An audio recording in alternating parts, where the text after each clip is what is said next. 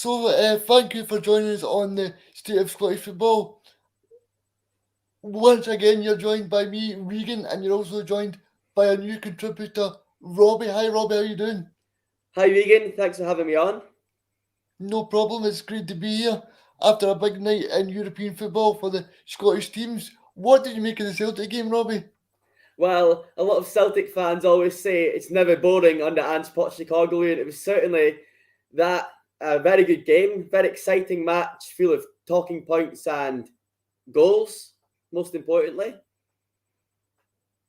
Yeah, because for people that don't know, Celtic fell to a 3-2 defeat, but Celtic went 2-1 up, Robbie, in the second half with a great bit of play from James Forrest and Jota as well. yeah, that goal, Regan, was sublime. Just the build-up play to that goal between Forrest, Beaton, I think Kyogo was involved, and then the finish from Jota. It was brilliant. And going 2-1 up away in Europe to a German side with 20 minutes to go, you think this could be a monumental victory for Celtic. So for it to end the way it did, we'll probably dissect that, but it'll be disappointing, especially for Ange Postecoglou, because he made two changes, I think, immediately after going 2-1 up. And I'm sure Celtic fans might question that changes, taking off Jota, considering his contribution to the game. Yeah, because I was just going to ask you, who really stood out for you tonight in terms of Celtic? Well, first of all, I know you could say he's conceded 3 goals, Joe Hart, but I thought Joe Hart made some terrific saves, especially one when he made the first initial save and then the ball broke back out. You just thought it was going to get bundled over the line, and he managed to get his hands to it and collect the ball. I thought that was fantastic. He put a few shots like onto the crossbar and like wide. So Hart, I thought, played well. Jota, I guess, was lively throughout. Forrest, I think that was his first start in 3 months. I think James Forrest scored a goal at the weekend. I think it's good to see James Forrest back, firing all cylinders. I think there was a lot of really good performances for Celtic. Even Stephen Welsh was composed enough. To be honest, Celtic fans, you want entertainment under a new manager, and that's what they got. It just didn't get the end result in the end. So what have you made at under Ange Postecoglou? Have you been really impressed by the way Celtic have went about it? Yeah, well, you've got to look at the turnaround.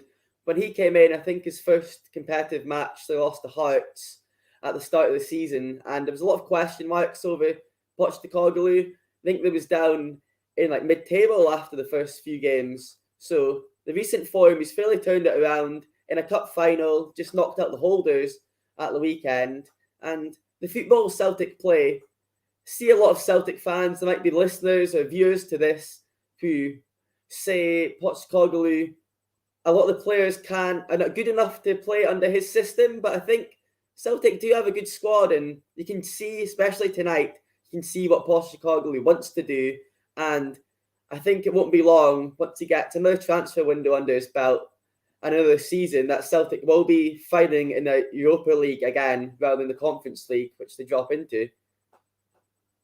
But because I think something you mentioned there was the transfer window, and I think that was a key thing that showed tonight. The squad depth, Robbie. Yeah, you could probably say that. It's been a lot of question marks over guys like Albion Ayati, signed for quite a bit of money. He's done things in spells for Celtic, but he's never really hit the ground running consistently enough. And obviously, Celtic have got Lee Griffiths out on loan. We've only really got Kyogo, Jota.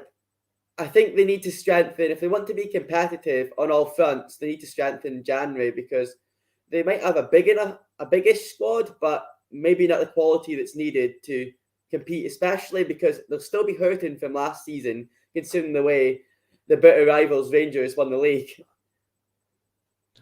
So Robbie, just in terms of that, whereabouts do you think they should strengthen then? Well, I'd say you look at the back line. I think players like Ralston, he just recently earned a Scotland call up, I know, as a late replacement, but I think he's kind of he's got into a bit of form. You've got Stephen Welsh, you've got Carter Vickers, you've got quite an experienced backline. Obviously, Joe Hart in goals, very experienced, played at the top level with England and Manchester City. But I personally feel an experienced centre back is probably needed to add to that defence, and another striker, because you can't rely on players like Kyogo. I think he's a very good player, but at times tonight you could see he was a bit frustrated, was finding himself offside. And I think just another quality goal scorer to go alongside him or compete would be ideal for Celtic. Yeah, I mean, someone that I thought Celtic really missed tonight was Tom Rogic. Yeah, oh, don't mention that name to me, mate. Still got heartbreak from Tom Rogic. But I totally agree. Yeah, Tom Rogic is one of these players that can just turn a game sometimes. He's got that bit of magic in him, which myself as an Aberdeen fan saw a few seasons ago. But it's players like that I'm sure Ange Postecoglou would like to have at his disposal and able to come on. And because I think they changed the wingers after 79 minutes tonight, and it didn't really work when they changed the wingers. They probably, if I was a Celtic fan, 2-1 up, 10 or so minutes to go, I'd be thinking, could you just sit in a bit, soak up the pressure and get the victory? There's probably no need to replace two wingers with two wingers. Yeah, I was going to ask you that. Do you think Ange made the wrong choice by bringing on too many substitutes? Yeah, perhaps.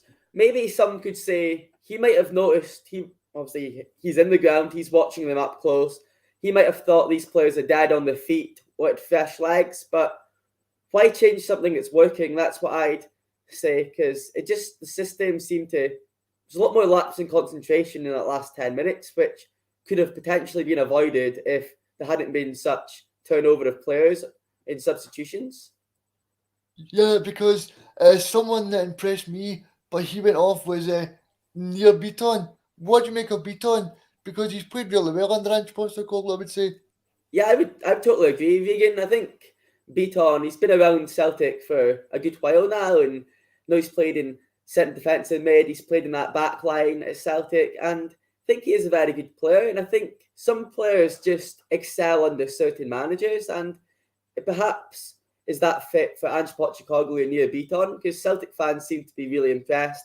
From what I've seen tonight, a great layoff for that Jota goal, and just all around pretty solid performance. And I think going to look at all the goals that they did concede, the last one, for example, a really nice finish, but most of them came from just one slight lack of concentration and you get punished. And that's what happens when you play a team that's fourth in the Bundesliga. You can't really allow in European football for mistakes. No, and someone that used to play for Celtic, Frimpong, he played tonight. What do you make of Frimpong's performance for Bayer Leverkusen? Well, yeah, I guess Frimpong against his old club, I guess he's had a mixed time at Celtic, now Bayer Leverkusen. I thought he had an all right game, bombed up and down the wing enough, but he didn't really stand out for me. I don't think he's a massive loss for Celtic. It was more the front line, like for Bayer Leverkusen, who looked lethal, and that's Bayer Leverkusen. Folk might not know they was without 5 key players this evening as well, and it was essentially a nothing game for them. So the fact they could still put in that performance was impressive. Yeah, and something I now want to touch on was the absolute brilliance of the penalty for Celtic, and just at the end of the first half of the game. Yeah, I honestly couldn't believe the audacity for Jovanovic to step up and do a Penenka penalty was unbelievable. I was thinking a crucial time, get back into the game. I thought he just slotted it down like the right hand side or something. But to do that cheeky attempt, crossbar it in, a few Celtic fans in that away end must have been holding their breath for a few seconds in case it bounced back out. But fair play to him, I must say. Was you impressed with that as well? Yeah, I mean, I think it just shows that he's now the designated penalty taker for Celtic, because he scored 2 penalties in the last couple of games, and obviously that controversial penalty when Jackie Marcus took it. I think Joseph will definitely be on penalties now. Would you agree with that? Yeah, I think he will. And I don't know if Celtic fans would want to see him do that every week. It's good when it goes in and it looks good for, I'm sure Soccer AM and the likes might pick up on it for unbelievable tackles. But as a football fan, I think you want your penalty taker to just be composed and put it in the net. And that's what he's done the last two times. So they'll be pleased by that. And that really was crucial to get back in the match at 1-1. So into so into Celtic now go into the Conference League. What would you say the expectations for them are when they go into the Europa Conference League? Well, going into the Europa Conference League, I guess at first it's a bit of blow because you want to be playing at the highest possible tournament. You start in the Champions League, you're down in the Europa League, now you're in the Conference League. You think to yourself, they're still in Europe. That's probably the biggest positive for Celtic to take. And we just need to approach every game professionally and see if we can get as far as possible because there's still a lot of money to be made playing in Europe, even in the Europa Conference League. And I'm sure Ange Postecoglou would love a European trophy or a little European run to stamp his authority on that Celtic side. But a lot of people might not realise that the Conference League's not easy because see teams like Spurs struggle. There's other teams that are big teams. It's not a Diddy, in my opinion, tournament. It's still one to be taken serious for Celtic fans. Yeah, definitely. And speaking of Spurs, they got beat 2-1 tonight, so it's not a good result for them either. But moving back on to Celtic, we've got Jota. What do you make of him? Because he just seems to impress game on game. Robbie? Yeah, I think that was a very good pick of a signing coup from Celtic, the one that they'll want to tie up on a longer term deal if they can, or get him permanently, because I think he's a player that really excites every time I watch him. As an Aberdeen fan, I worry about playing against him on Sunday because he's a player that can turn a game, got pace, got skill, confidence to shoot from any angle, like the goal he scored to put Celtic in front. Not many players could take that down and rifle that into the corner past the goalkeeper as good as he did. So I think Ange Postecoglou has got a star in Jota. Would you agree as well? Yeah, because he's been very, very impressive when I've seen him. And obviously, I think, not to be disrespectful to Celtic or Scottish football, but I think there'll be a club from a bigger league that'll maybe come in and try and take him away. Hopefully not, from a Celtic point of view. I think so as well. When it often happens in Scottish football when there's quality players like that, they don't stay around for too long. We love to see them as a neutral watching Scottish football. You want the best possible players in the league, and guys like Jota, you want fantastic footballers like that because they light up games. But as you say, the money in Scottish football, even at Celtic, compared to say a Premiership club, someone like Newcastle might go looking at him. So you just don't know how long he'd be about at Celtic. But it's certainly one that the Celtic board will be looking at and thinking, can we get this player tied up? Yeah, definitely, Robbie. And obviously the two away performances for Celtic against Real Betis and Bayer Leverkusen have been very, very positive. Even though they've went toe to toe with two great European sides. So that this definitely shows progress under Ange Postecoglou. Yeah, it certainly does. Considering this, I don't know if Celtic fans are like me stating this, but they might agree. Considering the state Celtic Football Club was in at the start of the year, I think it's brilliant to see Celtic go toe-to-toe with these teams in Europe because, as I say, Bayer Leverkusen, yeah, they've only had one win in the last 5 domestically, but they sit 4th in the Bundesliga, so they're not to be taken lightly at all. Top of the group, and Real Betis as well, a big-name Spanish team. So really, it does show great progress under Ange, and I guess Celtic fans will probably look at the league table, maybe come the new year, if they're up there pretty close, they'll be really pleased with how Ange's first season's going because you've got to look at Reegan, a new manager coming in it doesn't happen overnight, this transformation. So to make just this positive impression in a short period of time, I think will please Celtic fans. And no one wants to go out of the Europa League. No one wants to lose away from home. But when you've put in a good performance, I think they can take positives from that. Absolutely. And obviously, Celtic's next game you spoke about there is against Aberdeen. How will they go into that? Because obviously it's going to be a big occasion because Scott Brown, it'll be his first time back at Celtic Park, Robbie. Yeah, I think it will be. It might be a bit of a heated atmosphere. I'm not sure. I'm not sure how Celtic or Scott Brown will treat one another. But I know, as an Aberdeen fan, it seems the theme this season, Aberdeen have raised the game in the bigger games, got 7 points from playing Hibs, Hearts and Rangers. So I think it'll be a tighter game than people might imagine. I think Scott Brown will relish the occasion, coming back to his old haunt. Had so many great memories being Celtic captain. I know how distraught Celtic fans were when he was leaving. And I can see him probably getting put into the heart of a back five for Aberdeen on Sunday. And it'll be a case of Celtic having to break them down. And it also, you could look at it, Celtic, big European night, big shift tonight in this game in Germany. Could they be tired? Could they be complacent? Will they have to make some changes on Sunday? I don't know. We'll soon find out. What do you think about the game?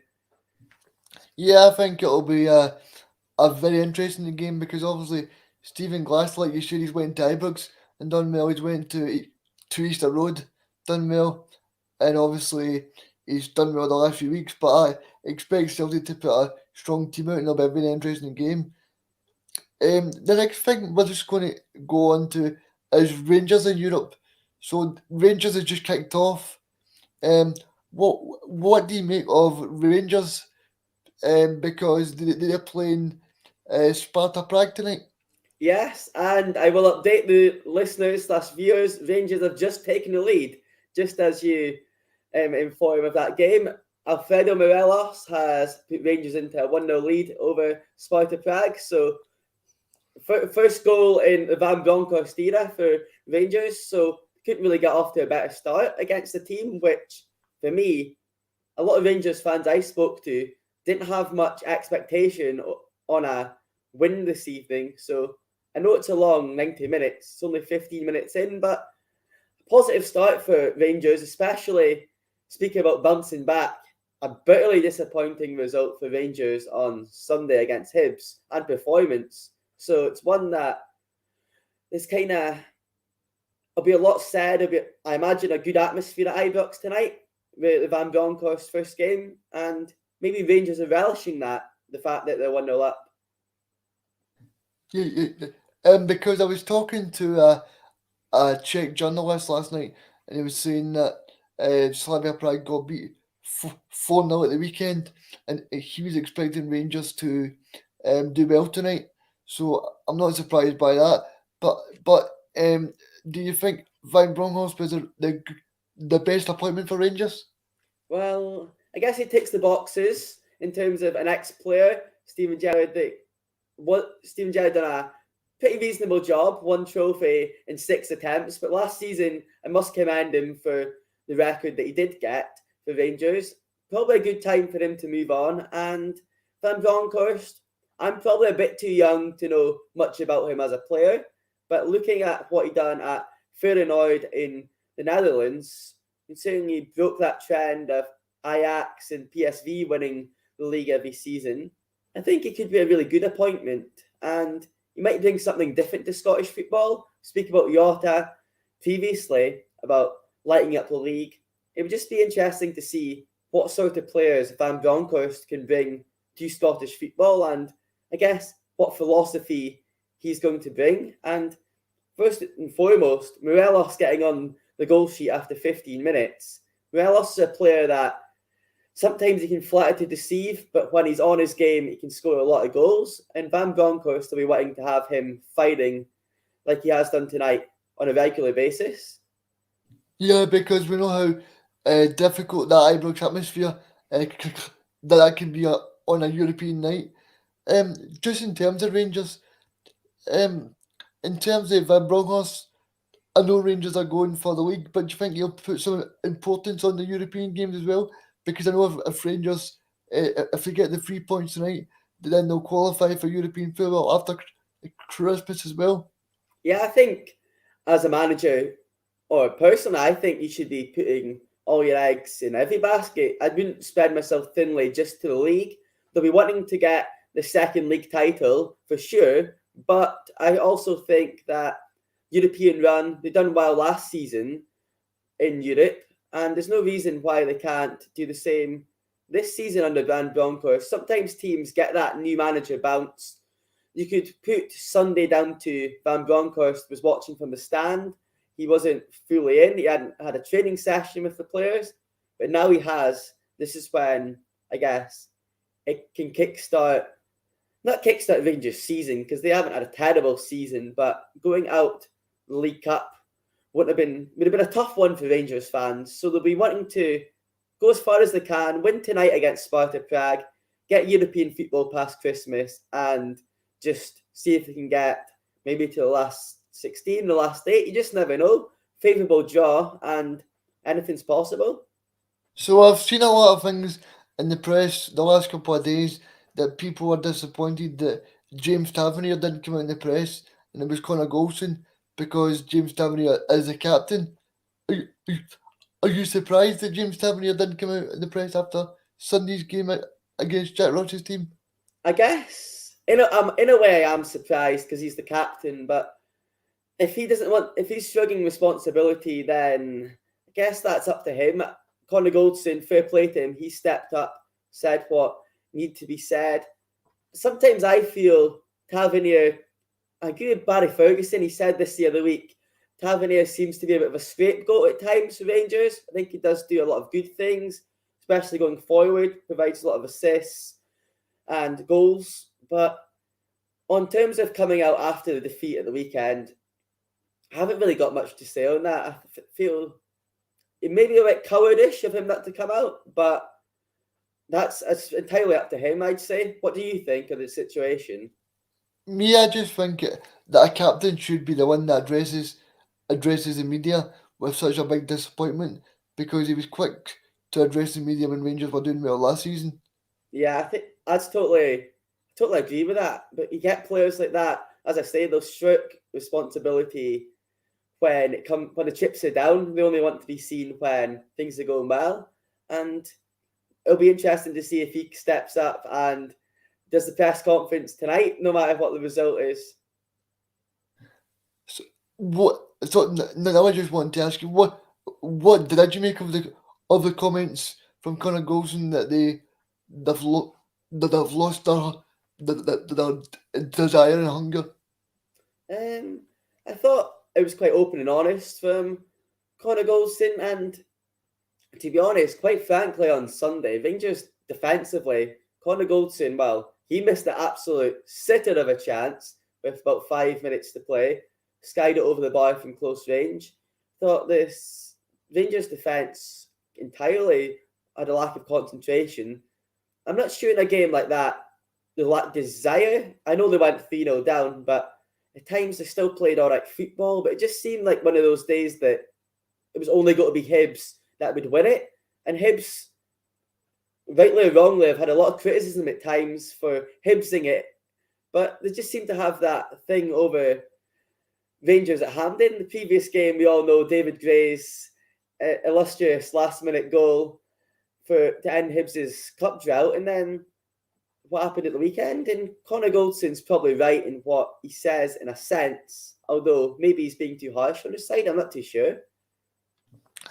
I mean, the biggest shock for me was when Connor Golson said the game was over when we went 3-1 down. I thought that was very strange, especially when there was 40 minutes to go in the game. Yeah, that did. I don't really like criticising what players have said, but that did raise some eyebrows for me. You've got 40 minutes to go. You're against Hibs, who I think they had 4 defeats in a row previously in the league, and you're Rangers Football Club, and like it or not, Rangers are a huge club that way. They've got a great team, great squad. They had players on that pitch that could have easily took the game to extra time. So the fact that they didn't, and he was saying the game was over, you could question that desire in terms of why is the players' mentality saying that it's over? Why are you not trying to play to that final whistle and get something from that game and maybe take it to extra time, penalties, just show some desire, which I think you could see bits of it. Like, as I say, the created chances, fluffed quite a few chances, but Matt Macy overall was probably comfortable. Yeah, it definitely was. And in terms of Rangers, are you expecting them to get the 3 points tonight? Yeah, well, as I say, I thought it would be I think it'll be a pretty close game with Sparta Prague. Playing in Europe's never a walkover, especially at this level in the group stages.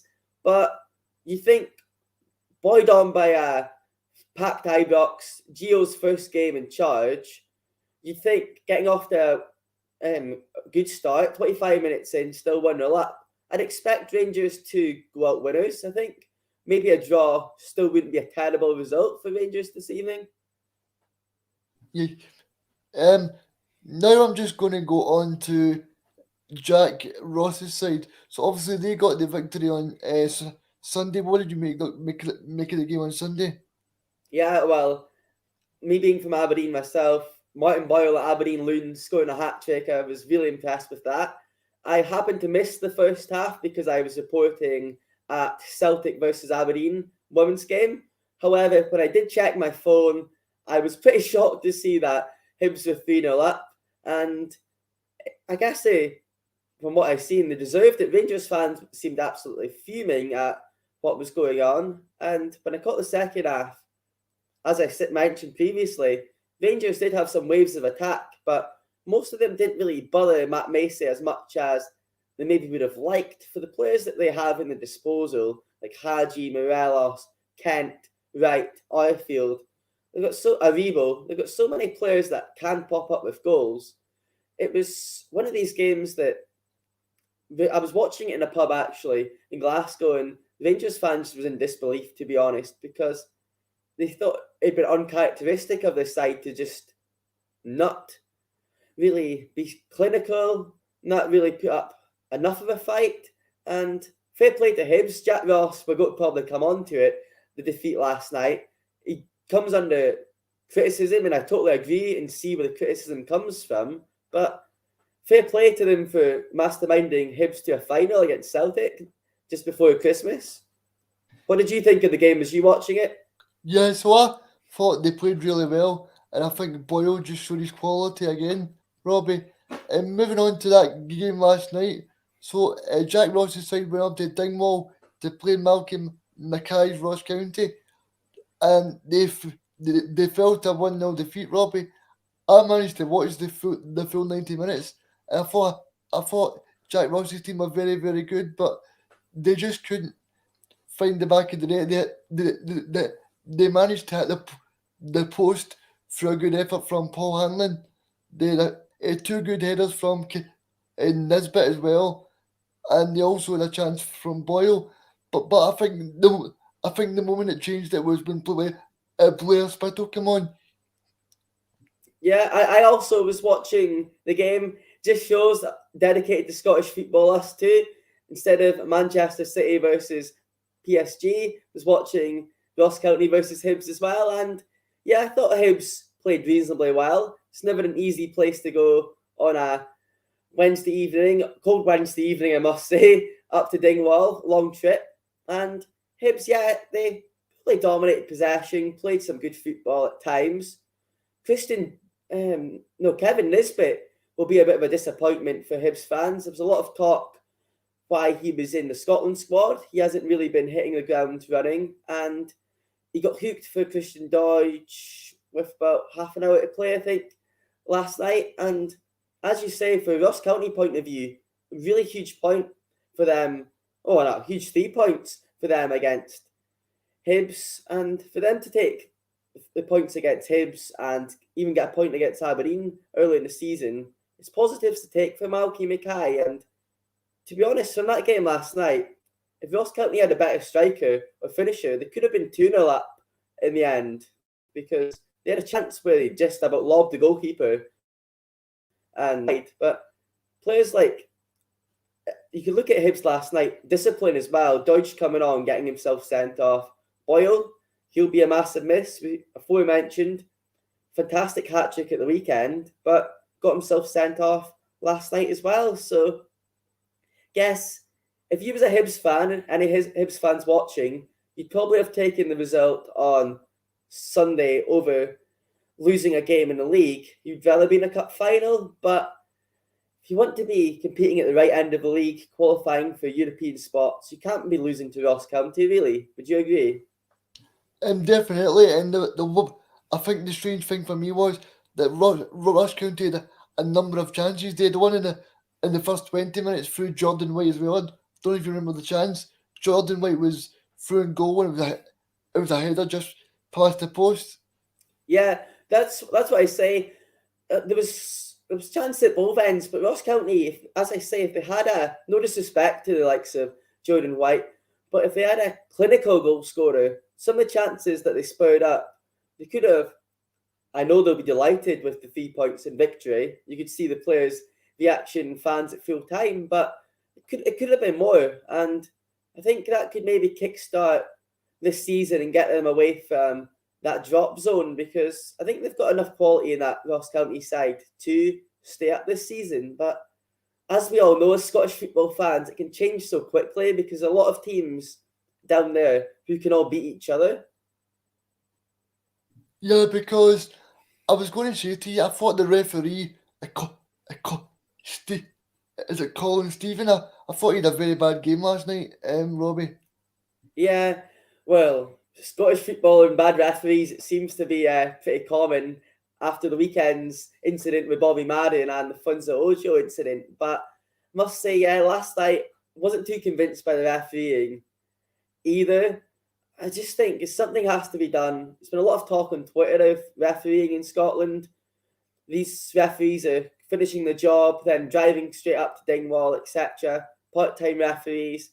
I think it's something that needs to be looked at. If the game is going to progress, having full-time, properly qualified referees, because there's a lot of mistakes and some dubious decisions. Some of the decisions last night, some decisions at the weekend, some decisions throughout the season have not been right within Scottish football. And I'm sure listeners, viewers, and yourself will agree.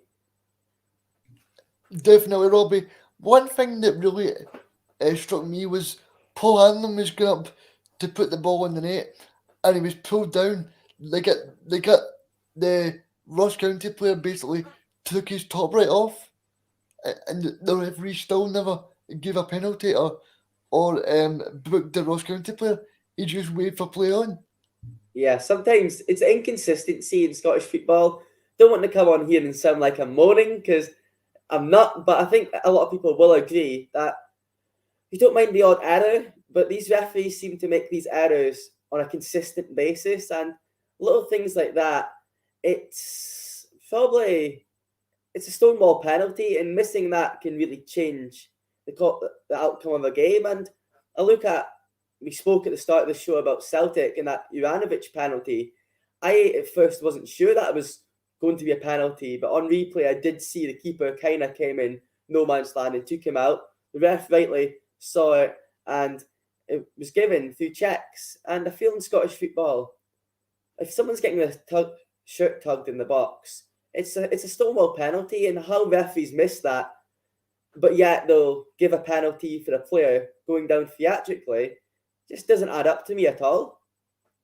Yeah, because what did you make of the sending off of Christian Doyce? Because I thought it was very harsh. I know his foot was high, but it was very, very harsh for me. There was one tackle in the first half, and it was from Jordan Tilson on Paul McGinn. I thought that tackle was worse than the Christian Joyce. Yeah, to be honest, this seems to be a regular occurrence that it's tackles in games that goes nothing said about a booking, and then a tackle that I can see where the referee's coming from, sending off Christian Deutsch, but I thought that myself as well, I thought probably is a bit harsh, branding the red, maybe a yellow would have sufficed, but as I say, it's Scottish football refereeing. It's very unpredictable and inconsistent. So, in a way, it doesn't surprise me that it more probably would surprise Jack Ross. He's made that change, took Nisbet off, put Doidge on, thought, okay, we can sense it, we can maybe get a goal and do something, get away with the points, and he gets sent off, and that completely changes the outcome and the flow of the game. And I don't know if they're going to appeal that red card, but it's one of those that I can see why it was given. But I also, if I was a Hibs fan, I'd probably be raging at the time. Yeah. Next thing I want to ask you about is Scott Allen, because Scott Allen came on with about 4 minutes to go. What do you make of Scott Allen? Because I think he's a player with great potential, but I think if you're Jack Ross, I think he's a player that you need to start playing more often, because that team now got 5 defeats in a row, and they don't want to make it any worse. Yeah, exactly. That's Hibs in the bottom 6, I think. And as you say, 5 defeats in a row. They've had that COVID issue prior to the League Cup semi-final. The League Cup semi-final, for a lot of Hibs fans I've spoke to, papers over the cracks. I've said this on a few podcasts and group chats before. Jack Ross, a bit like Dad McInnes, he's kept things ticking over. He's got Hibs to an all right level, but I'm not sure he's the man to take them completely forward. I think he deserves to get that cup final. However, 5 defeats in a row, if that can continue and they don't turn it around, there will be question marks asked over his future. And as you say, Reegan, Scott Allen, a very, very talented player. He's now 29 years old, so you could say he's had a bit of a journeyman career, from starting off at Dundee United to Hibs to Celtic, Dundee, Hibs again, on loans to Inverness, etc. He's been about, but he's got that quality in him on his day. And I really think they probably should have put him on earlier than with 4 minutes to go, because I don't know how you feel, but as a fan, sometimes you think, how can a player make that impact with only 4 minutes to go? It's very hard to make a desired impact with so little time. You've got to put him on maybe 10, 15 minutes to go. And Allen's a creative player that can maybe do something, work a chance out of nothing, score a set piece. You just don't know. But it might be something going on behind the scenes, why he's not had as much game time as he maybe would have hoped. Yeah, definitely, because I think he's a very talented player. Yeah, for sure. I'd have to agree with that. I think he is a very talented player. And I wouldn't say he's a wasted talent, because I know he's 29. He has played a lot of football, but nowhere near enough football as he should have for his potential. But he's a player that still could be a key player for Hibs if they can keep him fit, getting more minutes in him. There's no reason why he can't be playing in that heart of that midfield, or that I guess in that centre attacking mid role for Hibs, just linking off the striker, whether that be Nisbet or Dodge or Boyle if he was chosen to play there. So in terms of Jack Ross, I know he's got them to the Premier Sports final, but do you think he'll be under big pressure from the Edinburgh fans? Yeah, I think Edinburgh, like Hibs and Hearts supporters, they can be quite. Oh, you've seen they didn't sell out their allocation at the weekend. I know that's a topic, and another big topic about allocations. A lot of Hibs fans probably didn't expect to go to Hampden on Sunday and beat Rangers, given the previous form. A lot of them haven't been happy with Jack Ross for a year or so now, so it's nothing new really with Jack Ross. However, yeah, as I said earlier, if he can't get to the wins in the next few games, pressure will mount on Ross. And is someone ready-made for, in my opinion, Jim Goodwin at St Mirren? I was wanting Jim Goodwin, well, as a contender for the Aberdeen job potentially. I think he's a very good man management style, gets the best out of players. I think St Mirren are hogging the 6th position at the moment in the league. So I think he would be a good candidate for Hibs. They like to sign players from St Mirren and Paisley a lot anyway. So it'd be interesting to see how Jack Ross, if he can turn this around, because the dreaded vote of confidence is probably saved, because of that cup semi-final, but it can't be safe forever until they turn these defeats to teams like Ross County into wins, because Hibs fans need a top 6 finish, hopefully a European finish. They can't be fighting in not be a relegation battle, but you don't want a top 6 battle if you're a Hibs fan. Not at all. Definitely, Robbie. So I was going to ask you about the ticket allocation, but I didn't want to get the same response that I got from Ange Postecoglou yesterday. Oh, I know. You didn't want me to say it's nothing to do with, you don't want to speak about it. But for me, the ticket allocation, in my opinion, I understand a cup final for me, half and half. No matter, that's what traditionally it should be. I know in Scottish football we are dominated by two huge teams in Celtic and Rangers. We've got Aberdeen, Hearts, Hibs, possibly Dundee United. We could take a big support to Hampden as well. But I understand Hibs' frustration completely with ticket allocation in that cup final, because I think they could at least take 25,000. But if SFA are going to look at the semi-final numbers, if that's what they've taken in consideration, then I can see their point. But it's a bit of a contentious situation. You're never going to please everyone. I think that's the thing. Probably, if it was up to me, initially, give a half and half allocation. Then if Hibs are struggling to sell out, then you can give some back to Celtic. But from the start, see what you can sell. That would be the most fair and simple way. So in terms of Ross County, what do you think of the job that Malcolm Mackay is doing? Oh, excuse me. I think Malky Mackay, there was a lot said over that appointment, given his previous past. I thought Malky Mackay done a very reasonable job at Cardiff City back in the early 2010s, and the job he's doing at Ross County, I think at times at the start of the season, they wasn't playing terribly, but they wasn't getting the results. Whereas I watched Ross County up at Aberdeen, they got a draw and they battled Aberdeen hard. The players worked tremendously and they had some good players, good outballs in the team as well. And as watching them last night, not having a goal scorer, regular goal scorer might let them down, but a clean sheet and a great performance and result last night from Ross County. They'll be hoping they've turned a corner, as I say. And Malky Mackay, for all that's been said about him, I know he's had a performance job at the SFA as well. He was an interim charge at one point. He's not a bad manager at all, and I think he's a safe pair of hands for Ross County.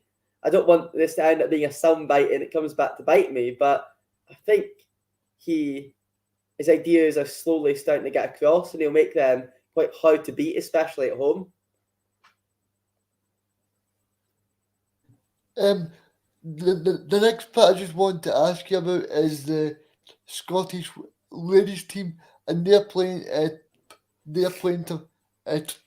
tomorrow against Ukraine. Yeah, I'm What going do to you make of them? Because I went to the last game at the National Stadium, and they won by 2-1 against a very good side. But I'm expecting a very tough game tomorrow. Yeah, that game against Hungary last time out at the National Stadium, last minute goal, was heart and mouth moments at times because we knew we needed to win that game. Under Pedro Martinez Loza, we started with three games and 3 wins. So it's been really positive with only 2 goals conceded, 11 scored. I think players like Krista Grimshaw, we need to hope she continues a really good form internationally, playing well for AC Milan as well in the Serie A. I think in terms of the friendly against Sweden last time out, he was really competitive in the first half, ended up losing in the end, but battled really hard, maybe made some changes throughout the match, so that has an impact. Spain, they're 4-0 up against Faroe Islands tonight. Spain are more than likely to win that group. And I think it's not too dissimilar to the way we need to look at things with the Scotland's men's team. If Scotland can beat Ukraine, we should be in comfortable position to get second in that group and hopefully get a playoff to qualify for the 2023 World Cup. Because for me, it's a bitter blow. The Euros are in England next year and Scotland are not there because we failed to qualify, which obviously saw the end of Shelley Kerr's tenure. And really for Scotland, we've got the players there. I've branded it a golden generation. Got players like Erin Cuthbert, Caroline Weir. You've got, as I mentioned, Christy Grimshaw. You've got Lisa Evans. We've got players playing in the top leagues, Lala Clenand in Italy, and a good youth player. So really, it's no excuses why we can't play Ukraine tomorrow night and get a few goals past them. Ukraine in the last few years have had the upper hand on Scotland in games, but there's no reason why we can't go into that game of confidence, would you say? It definitely must be. And we're playing Spain in a couple of days as well. So it'll be very interesting to see how we get going against a very good Spain side as well. Yeah, I think Spain, that'll be the real test. I still think Scotland's backline, I do like Nicola Doherty, Rachel McLaughlin, Jen Beattie and Rachel Coyce. I think they're all very good players, but I think it'll be a big test for that backline against Spain. Spain have been on another level. That's 27 goals scored, 0 conceded in this campaign, won all their games. So for Spain, they're flying. In Scotland, away from home, I think the game might be in San Sebastian. It'll be a tough place to go, but let's take care of tomorrow night first. And if we can get a win there, I'd be less well. That's Pedro Martinez beaten domestically if we can get a win. And let's keep the faith. If people it's viewing this can get along to Hampden tomorrow night, tickets are only a tenner for adults and £5 for youth. I think it'll be a very good game and a game hopefully similar to the Leverkusen Celtic game tonight, end to end, but a Scotland win in the end. So have you got a prediction for that game, Robbie? I'd like to see Scotland score a few goals. It's probably been the Achilles heel in the last campaign why we failed to qualify, didn't score enough goals. As I say, a lot of talented players in that squad. Claire Emsley, forgot to mention her, great form for Everton, but sometimes it's not enough goals. But I really think, buoyed on by I think it'll be a good crowd at Hampden tomorrow night. I think Scotland can win 2-1 against Ukraine. That's my prediction for tomorrow night. What are you saying? I'm going to go 3-0. 3-0, ambitious, but Yeah. here's hoping. Ukraine they've only played 2 games, 1 win and 1 loss so far. So it's hard to kind of tell how they're going to be, but here's hoping it's 3-0. I'll be very happy if that's the case. And in terms of Martinez, Loza, what do you make of him being the manager? I think it's a very good appointment. The SFA waited about quite a long time. We had Stuart McLaren as interim charge. I thought Stuart McLaren, very nice guy. Hart was in it, but I think Martinez Loza is an ambitious appointment. He's worked with some of these players at Arsenal previously. He wants to get the fans on board and connect everyone as a nation. And you can really see his love for Scotland. He's belting out the anthem. The TV cameras went on to him in his first match in charge. I think it was against the Faroe Islands at Hampden. And for me, Martinez Loza, it's only 4 games so far, 3 games so far, but you can see glimpses of what they're trying to do. They're trying to play a lot more free-flowing football on the break, getting the ball down the channel, getting the ball into the box, and at the end of the day, putting that ball into the net, which, as I say, under Shelley Kerr, in the latter stages of her tenure, didn't do enough for my liking. Because I went to the Faroe Islands game and Scotland won by 7-1, and I thought on that day we played really, really well. Yeah, I'd have to agree with that as well. Reegan, thought we did. I was supporting at that game at the National Stadium, and I really did think Scotland played well. It's hard to tell in games against the Faroe Islands because 32 goals conceded in 5 games is not pretty reading for Faroe Islands. But some of the football we've seen Scotland play was very impressive. And as I say, the link up, I love Nicola Doherty, watching her for Rangers week in, week out at fullback, because she bombs up and down that wing with marauding runs all the time. And just the prospect of her overlapping with the wingers Scotland's got at her disposal is exciting. I think overall, in every game I've watched from Scotland, I'll go back to the Sweden game. I was at that game reporting. Sweden, Olympic silver medalists. Scotland ran them really close. I know they had some players on the bench like Magdalena Eriksson, who would usually be a first teamer, and Federino Rolfo, but they still had some cracking players that should have really dominated the game against Scotland. But on the other hand, Scotland were the ones that dominated and took the game to Sweden, especially in that first half. So I'm very optimistic about Pedro Martinez Loza, and I really think starting off with a victory tomorrow night, we can maybe start looking and praying for a trip to Australia and New Zealand in 2023 to cheer on the ladies.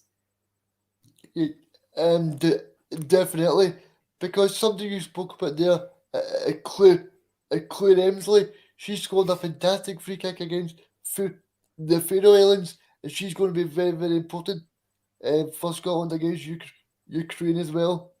Yeah, I guess one of the key topics of this show has been players that can grab the game by the scruff of the neck. And yeah, for the knee slide alone in the celebration from Claire Emsley that day was a joy to watch when she scored that free kick. But as I say, playing the WSL with Everton, she's a very talented footballer, obviously an ex-Highby as well. And she's a player that she's really developed and been really crucial to the Scotland side.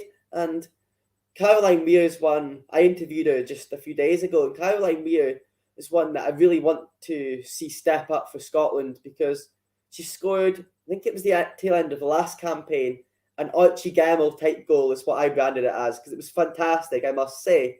But her form for Manchester City, not having the best of seasons in the WSL, she was on the bench last time out. I'm hoping that she can put that club form behind her, and her Cuthbert, maybe Chloe Arthur, I'm not entirely sure who will play in that third midfielder. There's a lot of attacking intent in that Scotland side, and there might be viewers here that haven't watched the women's side that regularly, and I think they actually are a good side to watch, and it's entertaining. Like, it's some very entertaining footballers, as you mentioned, Claire Emsley.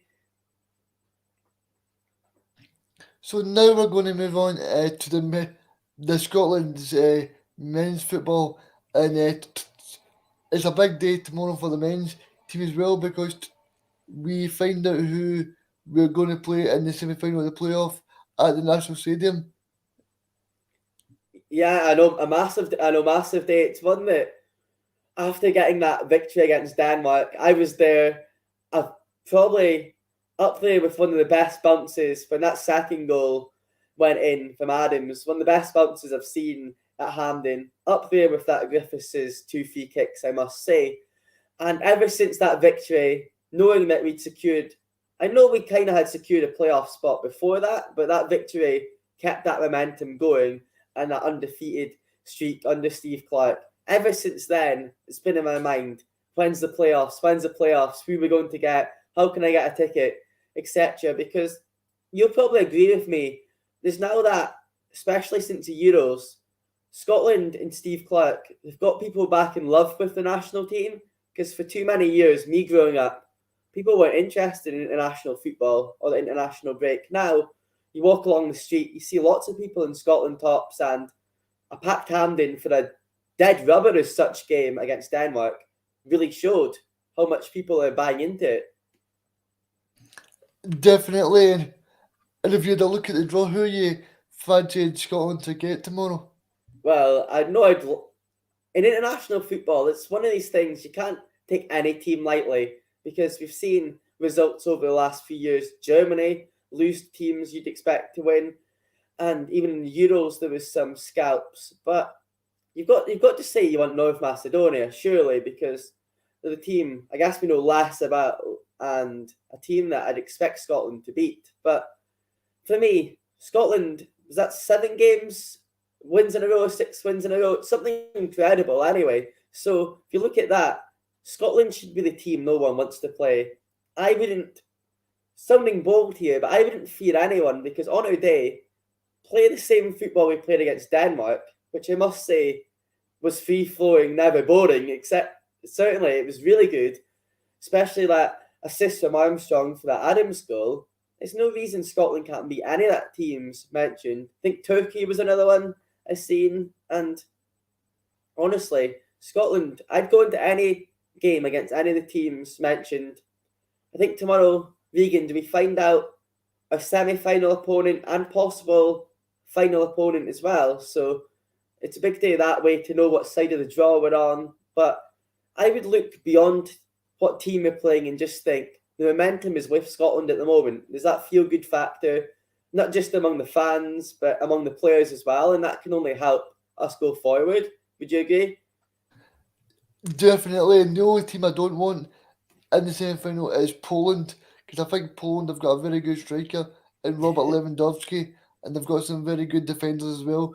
So they're the team that I want to avoid.